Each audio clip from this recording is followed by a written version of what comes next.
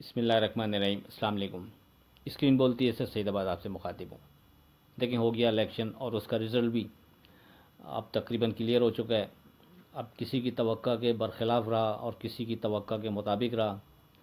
बहरहाल उस रिज़ल्ट पर मार्केट हमारी डिपेंड कर रही थी और आपसे ये गुफ्तगू रही थी जब मार्केट में इलेक्शन से एक दो दिन पहले ख़ास तौर पे आपसे वाज़े कहा था कि हमारी नज़र में नून लीग अगर ये विन करती है इलेक्शन और हुकूमत बनाने की पोजीशन में होती है तो फिर एक मार्केट उसको वेलकम करेगी और एक अच्छा मार्केट में वहाँ से यानी बाउंस आएगा। और अगर नून लीग इसको विन ना कर सकी और वो हुकूमत बनाने की पोजीशन में नहीं हुई तो फिर हमारे हिसाब से मार्केट में ये एक नेगेटिव साइन होगा।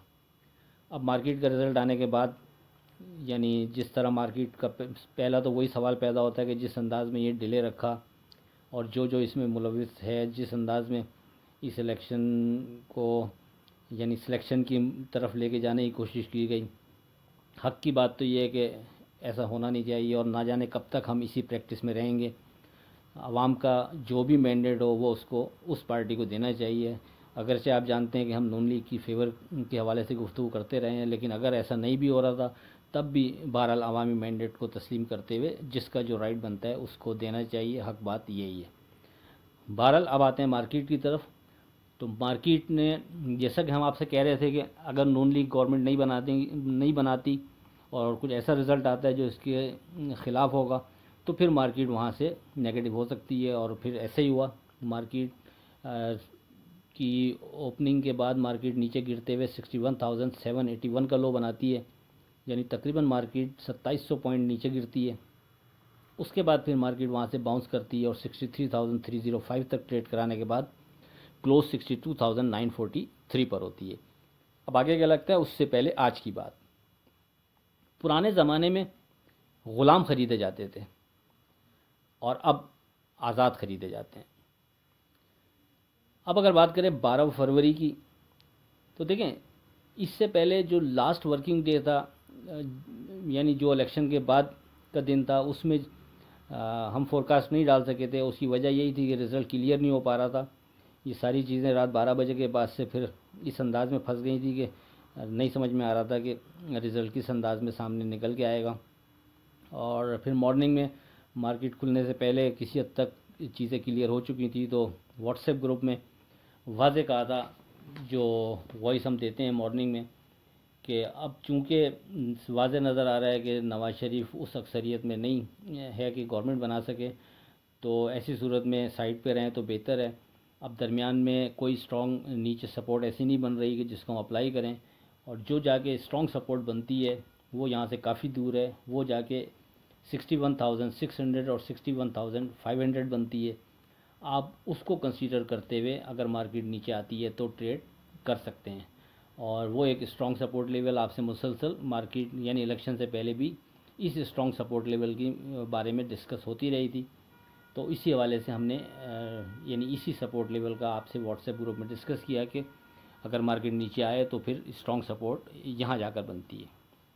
अब अगर आप मार्केट पर एक नज़र डालेंगे तो मार्केट नीचे गिरकर 61,781 का लो बनाती है, यानी हमारा जो स्ट्रॉन्ग सपोर्ट लेवल जिसका हमने जिक्र किया, बहरहाल उसको मार्केट ऑनर करती है। उसके नीचे मार्केट ट्रेड नहीं कराती और फिर वहाँ से मार्केट बाउंस करते हुए दोबारा थोड़ा बेहतर अंदाज में ट्रेड करने की कोशिश करती है। अब सवाल ये है कि अब आगे लगता क्या है। तो देखें, अगर 12 फरवरी के हवाले से बात करें, फोरकास्ट के हवाले से, तो जब तक ये वाज़े नहीं हो जाता कि हुकूमत कौन बनाएगा उस वक्त तक कुछ कहना बेकार है। क्योंकि अब ना सिर्फ हुकूमत बनाने और पीएम बनने का मसला है, साथ में ये भी देखना होगा कि बनने वाला प्राइम मिनिस्टर कितना खुद मुख्तार है और वो कितना अपनी पॉलिसीज़ पर अमल कर सकता है। देखिए, अगर मैं साफ़ और वाज़े बात करूं तो बिलावल भुट्टो अगर वज़ीर आज़म बन जाता है तो इसने जो मंशूर पेश किया था, मेरी नज़दीक, फिर दोहरा दूँगी, सियासी मामलात में आप इख्तलाफ कर सकते हैं मेरी सोच से, मेरे ध्यान से, लेकिन हमें जो लग रहा होता है और जिस बिना पर फिर हम मार्केट को देख रहे होते हैं तो हम उसी बिना पर फिर आपसे गुफ्तगू करते हैं, उससे आप इख्तलाफ कर सकते हैं। तो बात में ये कर रहा था कि अगर वो अपने मंशूर पर अमल करता है तो उसके लिए सालों की मेहनत और बेहतर गवर्नेंस चाहिए। उससे पहले किसी तौर पर उस मंशूर पर अमल नहीं किया जा सकता। यानी ग्रेजुअली ये सारी चीज़ें सही होती चली जाएंगी तो फिर आप जाके इस पोजीशन में होंगे कि जिसका बिलावल भुट्टो ने मंशूर में अपना हवाला दिया हुआ है। मिसाल दे देता हूँ, एक 300 यूनिट बिजली फ्री, तो ऐसा कैसे मुमकिन है कि जब आप पैसे देकर आपको इस वक्त बिजली नहीं मिल रही, तो आप बिना पैसे दिए 300 यूनिट फ्री कैसे दे सकते हैं, और ये इस मौजूदा कंडीशन में कैसे मुमकिन होगा। तो कहने का मकसद ये कि वो मंशूर पे अमल सरेदस्त तो नामुमकिन है कि हो सके, अगर फ़र्ज़ करें प्राइम मिनिस्टर के तौर पर बिलावल भुट्टो किसी भी तरह अगर आ भी जाता है। अच्छा, साथ में फिर किसान को और स्टूडेंट को बेनज़ीर इनकम सपोर्ट फंड की तरह के कार्ड देना, तो जो मईशत की इस वक्त कंडीशन है उसमें ये पॉसिबल है ही नहीं। तो कहने का मकसद ये कि ये सिर्फ इंतखाबी नारे थे। तो अगर ये बिलावल भुट्टो आ जाता है फ़र्ज़ करें एज ए पीएम, जो भी इनके अब सियासी अंदाज में मामला चल रहे हैं, तो मेरे नज़दीक वो डेफिनेटली एक कोई ऐसा साइन होगा, यानी अच्छा साइन नहीं होगा, और मार्केट थोड़ा सा फिर डिस्टर्ब ही रहेगी जब तक कोई सामने बेहतर अंदाज में चीज़ें क्लियर नहीं हो, पॉलिसीज़ क्लियर नहीं हो। उस वक्त तक थोड़ा सा मार्केट कोई नई तेज़ी की तरफ जाने वाली है नहीं। और अब अगर पीटीआई आ जाती है, तो पीटीआई ने जिस अंदाज में पिछले 3.25 साल दौरे हुकूमत में जिस अंदाज में मुल्क को चलाया था, उससे भी ख़ास तौर पर कारोबारी तबके को बहुत तहफ़्फ़ुज़ात हैं।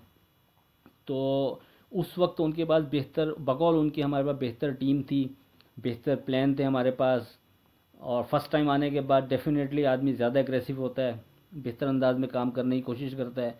तो जब उस वक्त वो डिलीवर नहीं कर सके थे, जब बेहतरीन टीम के साथ और अपने जो कायद हैं बानी उनकी वो मौजूद थे, उस वक्त वो परफॉर्म नहीं कर सके, तो अब किस अंदाज में वो किस वजह से बेहतर परफॉर्म कर सकेंगे। तो इसलिए वो तहफ़्फ़ुज़ात अपनी जगह बरकरार हैं। अगर ये आ जाते हैं तब भी थोड़ा सा चीज़ें यानी डिस्टर्ब ही रहेंगी, जब तक कि इनकी पॉलिसी या इनके अमल से वो चीज़ें बेहतरी की तरफ जाती नज़र ना आए। अब रह जाती है ले देकर तीसरी, फिर नवाज शरीफ। अगर किसी वजह से ये गवर्नमेंट बना सकता है, किसी को मिला के, जो भी इनके आपस के मामला चल रहे हैं, जब तक ज़ाहिर है सामने नहीं आएंगे तो उस वक्त तक हम एज्यूम ही कर सकते हैं, और उसी बिना पर ये गुफ्तगू कर रहे हैं। तो अगर तो ऐसा होता है, तो उस सूरत में फिर कुछ चीज़ें ऐसी हैं कि लगता है कि फिर नून लीग कुछ बेहतर अंदाज में परफॉर्म करने की कोशिश करेगी। उसमें 2-3 रीज़न जो मेरे नज़दीक बन रही हैं स्ट्रॉन्ग, उसमें ये भी है कि जहां मार्केट में महंगाई हुई हुई है और जिस लेवल पर चीज़ें पहुंची हुई हैं, अगर अब आने के बाद अगर नून लीग पीएम की सीट पर बैठती है और वो इनको सही नहीं करती, तो फिर नून लीग की सियासत के हवाले से एक बड़ा क्वेश्चन मार्क पैदा हो जाएगा, क्योंकि पहले ही नून लीग के लिए बड़े मसाइल हैं सियासी हवाले से, और उसको अपना वोट बैंक बचाना मुश्किल हो रहा है। तो इस वक्त उसकी मजबूरी होगी, चाहते ना चाहते हुए भी ऐसे अंदाज में चीज़ों को डिलीवर करे कि अवाम उसकी तरफ रुजू करें आने वाले नए इलेक्शनों में जब भी होंगे। तो उनकी अपनी साख के लिए मजबूरी होगी कि हर 2 सूरत में उनको बेहतर से बेहतर परफॉर्म करना पड़ेगा। आवाम को रिलीफ देने के हवाले से, मईशत की बेहतरी के हवाले से, मुल्क की हालात को बेहतर अंदाज में चलाने के लिए उनको पूरी एफ़र्ट्स करके और गुड गवर्नेंस को यानी उसका इम्पैक्ट देना पड़ेगा आवाम को, तब जाकर नून लीग अपनी कुछ सियासी साख दोबारा से बहाल कर सकेगी। तो वो इस सिंगल एजेंडे पर काम करते हुए हमारी नज़र में बनिस्बत दूसरों के बेहतर अंदाज में काम करने की कोशिश करेंगे, चाहे वो अपने लिए करें, मुल्क के लिए करें। हम इज़-इक्वल-टू के बाद की चीज़ देख रहे हैं कि उसका नतीजा बहरहाल दोनों सूरतों में बेहतरी की तरफ हमें नज़र आता है बनिस्बत उन दोनों के। अब लेट्स सी देखते हैं ये चीज़ किस अंदाज में और किस करवट बैठ रही है, और जब तक ये चीज़ वाज़े नहीं हो पा रही उस वक्त तक अगर हम मार्केट के हवाले से, लेवल्स के हवाले से बात करें, तो देखें स्ट्रॉन्ग जो लेवल्स मार्केट का ब्रैकेट बनता है हमारे हिसाब से, वो नीचे सपोर्ट लेवल जिसका हमने जिक्र किया 61,600 61,580 अपनी जगह बरकरार। ऊपर का जो रेजिस्टेंस लेवल बनता है वो 64,300 बनता है। अगरचे ये ब्रैकेट थोड़ा सा यानी बड़ा बनता है, यानी तकरीबन 3000 के करीब बनता है। लेकिन जो स्ट्रॉन्ग चीज़ बन रही है वो यही दो इंडेक्स बन रहे हैं। जब तक मार्केट इन दोनों इंडेक्स के बिटवीन ट्रेड कर रही है, आप बोथ साइड ट्रेड कर सकते हैं। किसी जगह नीचे आपको बेहतर लगती है मार्केट, बाइंग कर सकते हैं। किसी जगह ऊपर आपको रेजिस्ट करती नज़र आती है, आप सेल कर सकते हैं, शॉर्ट कर सकते हैं। तो इस ब्रैकेट को मद्देनज़र रखते हुए हम ट्रेड बनाने की कोशिश करेंगे। जहां जिसको जो मौका मिले, जैसे बेहतर नज़र आ रहा हो वो उस अंदाज में ट्रेड बना सकता है। लेकिन चूंकि ये दोनों इंडेक्स यहाँ से काफ़ी दूर हैं, तो वेरी सेफ ट्रेड के हवाले से हम जिस इंडेक्स पर फोकस रखेंगे वो 63,100 और 63,000 होगा। 63,100 से ऊपर हम मार्केट को सेफ जोन में कंसीडर करेंगे और 63,000 के नीचे हम एहतियात करेंगे। मेरा ख्याल है बात वाज़ेह हो गई। अब कोई नई चीज़ दौरान ट्रेडिंग बनती है तो फिर वो अपने व्हाट्सएप ग्रुप में डिस्कस हो जाएगी। उससे पहले कोई ऐसी चीज़ मज़ीद नहीं है जो आपसे हम डिस्कस करें, क्योंकि ये रिज़ल्ट आना बाकी है। ये सियासी मामला एक दफ़ा क्लियर हो जाएंगे तो फिर हम जिस अंदाज में शुरू में गुफ्तगू कर चुके हैं कोशिश करेंगे फिर उस अंदाज में चीज़ों को अप्लाई करें। लेकिन उसके साथ साथ डेफिनेटली हमारे अपने लेवल्स भी स्टॉक मार्केट के हवाले से बने होंगे, हम उनको भी कंसीडर करेंगे।